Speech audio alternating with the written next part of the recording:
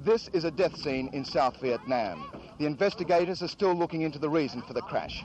People are still bringing in bodies, but the local villagers have come into the crash site and they're absolutely scavenging everything they can take. The horror of the crash, for them at least, seems to have paled. At first, armed Vietnamese soldiers kept the scavengers away from the crash site.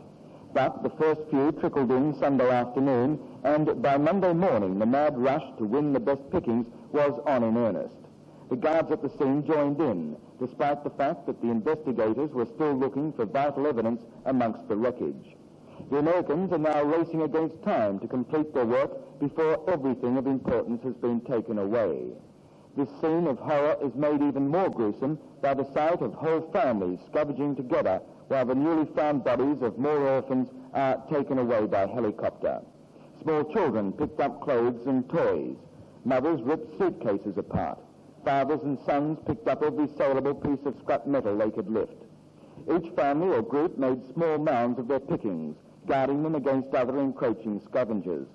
The soldiers, still presumably on duty, looked carefully for electrical equipment or for valuables. No one seemed embarrassed as we filmed these scenes. None stopped the feverish effort to win what they could from the wreckage in which nearly 200 human beings died on Friday night. The giant scrap heap was a heaven-sent source of a few extra piastres to people who badly needed them. For most, it meant extra food.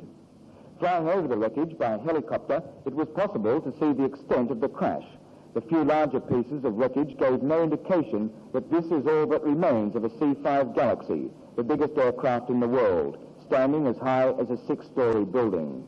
A long scorch mark, littered with rubbish, told the story of how the aircraft hit the ground just short of the runway, bounced across a small river, and finally broke up in swampland. As one ironic American remarked, within a few weeks, all that will remain is the scorch mark. Richard Porkman, ABC News, Saigon.